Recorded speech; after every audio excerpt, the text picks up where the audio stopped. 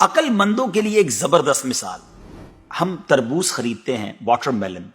مثال کے طور پہ 5 کلو کا ایک تربوز ہم نے خریدا، اور جب اسے کھانے لگتے ہیں تو پہلے اس کا چھلکا اتارتے ہیں نا.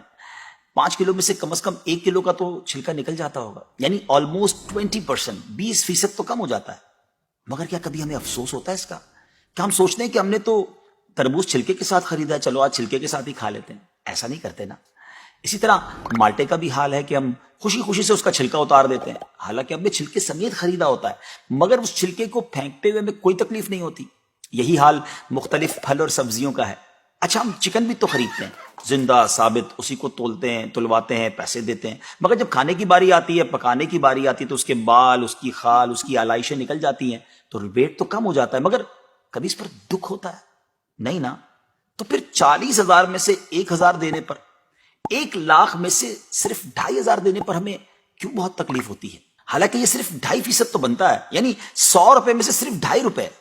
یہ تربوز، کیلے، آم اور مالٹے کے چھلکے اور گٹلی سے تو بہت کم ہے نا. اسی تو زکوٰۃ فرمایا گیا. ہاں، ایک اور بات، سال میں ایک ہی بار دینا ہوتا ہے. مالٹے کا، تربوز کا تو ہر بار چھلکا اتارنا ہوتا ہے نا. یہ 100 روپے میں سے 2.5 روپے یا 1,00,000 میں سے 2,500 روپے سال میں ایک ہی بار دینا ہوتا ہے، اور اسی کو زکوٰۃ کہا گیا. کیا برکت والا کام ہے یہ. مال بھی پاک، ایمان بھی پاک، دل اور جسم بھی پاک، اور معاشرہ بھی خوشحال. اتنی معمولی رقم، یعنی 40 روپے میں سے صرف 1 روپے، اور فائدے کتنے زیادہ، اجر کتنا زیادہ، برکت کتنی زیادہ.